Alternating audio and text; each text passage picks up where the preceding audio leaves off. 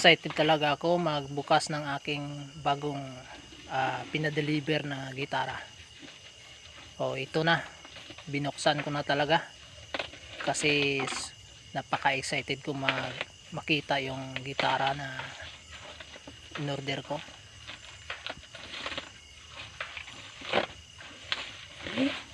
Talagang nakabalot sa plastic. Gitara na to ay nanggaling pa sa malayong lugar kasi nga ang lugar dito sa malapit sa amin walang magandang gitara. Yung mga gitara nagbibigyan nila doon talaga namang mga sira-sira na, kaya napilitan ako order. Yung gusto talaga natin na matuto tayo sa gitara, kaya bibili talaga tayo para lang magkaroon ng gitara.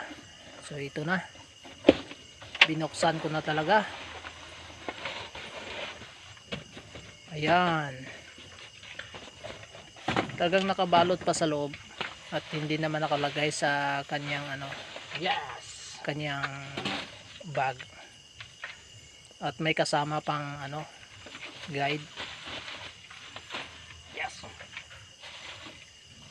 Yung okay talaga. So pangalawa na tong gitara na in-order ko sa online. Ganito kasi nangyari, nag-order ko sa nung unang gitara in-order ko, tapos hindi na-okihan, hindi pinadala. Tapos umorder naman ako ulit,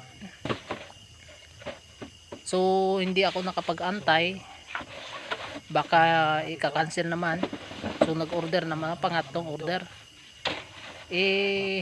Pagdating ng panahon, tiningnan ko yung inorderan ko, hindi na pala makancel.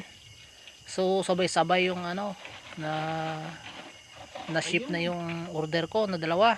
So, sabi ko, nako, anin ko na tong dalawang gitara, tapos magpa-practice pa naman ako, hindi pa ako marunong. Yan, tiningnan ko sa loob, kasama siyang yung panglagay sa para sa niya, at inalis ko na sa karton.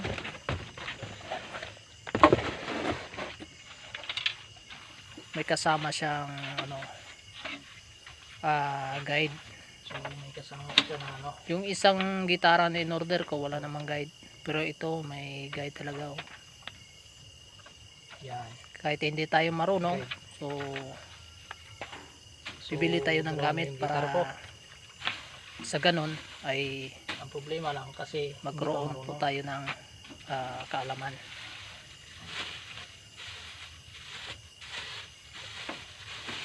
So binuksan ko na yung inalis ko yung ayan, tinignan.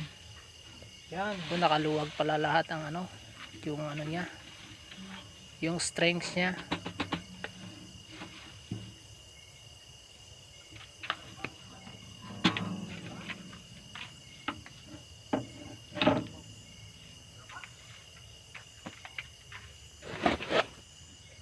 Salamat mga idol.